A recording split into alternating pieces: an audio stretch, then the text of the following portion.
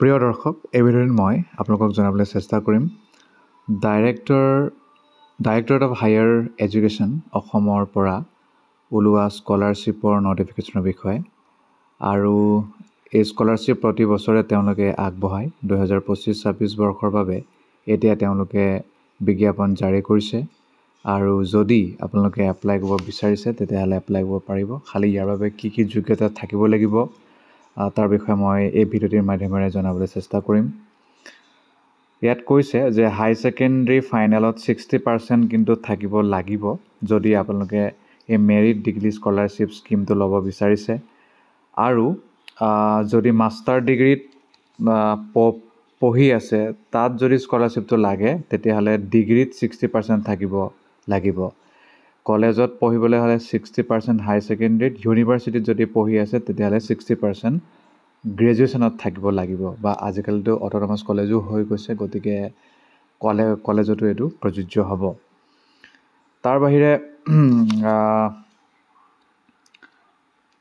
অসমৰ বাসিন্দা হ'ব লাগিব।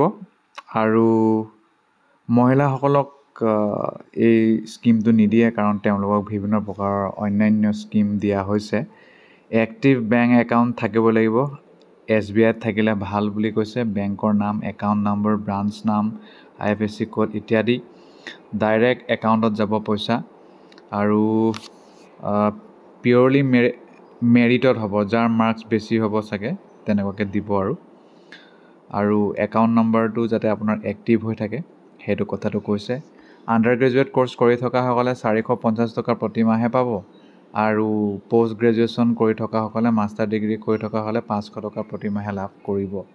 এপ্লাই কৰিবলৈ হ'লে http://dhc-operations.assam.gov.in PG স্কলাৰশ্বিপ 2025-26 বুলি পাব।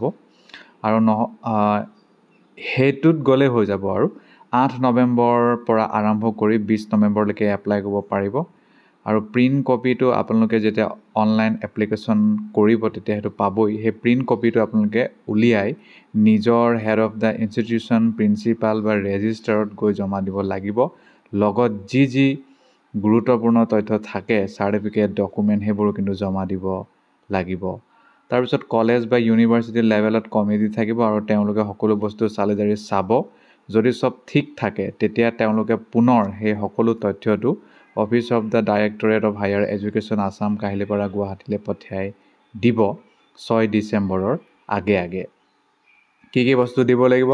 ৰেজিষ্ট্ৰাৰৰ বা হেড অফ দ্য ইনষ্টিটিউশ্যনৰ চাৰ্টিফিকেট, আৰু এক্টিভ বেংক একাউণ্টৰ ফাৰ্ষ্ট পেজৰ ফটো, ফাইনেল মাৰ্কশ্বিট, হাই ছেকেণ্ডেৰী বা আণ্ডাৰ গ্ৰেজুৱেট যিয়ে হয়, ফটোগ্ৰাফ আৰু ছিগনেচাৰ, আধাৰ কাৰ্ড। গতিকে এইটো দিয়াটো বাধ্যতামূলক।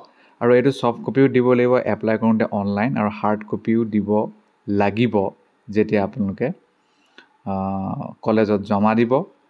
আৰু কোন ছিলেকশ্যন পালে, কোনে কি হ'ল, সেই সকলো তথ্য তেওঁলোকৰ অফিচিয়েল ৱেবছাইটতে পাব। সেইটো কিন্তু সময়তেহে পাব। এতিয়াতো হয়তো ডিচেম্বৰ নহ'লে জানুৱাৰীত আপোনালোকে পাই যাব।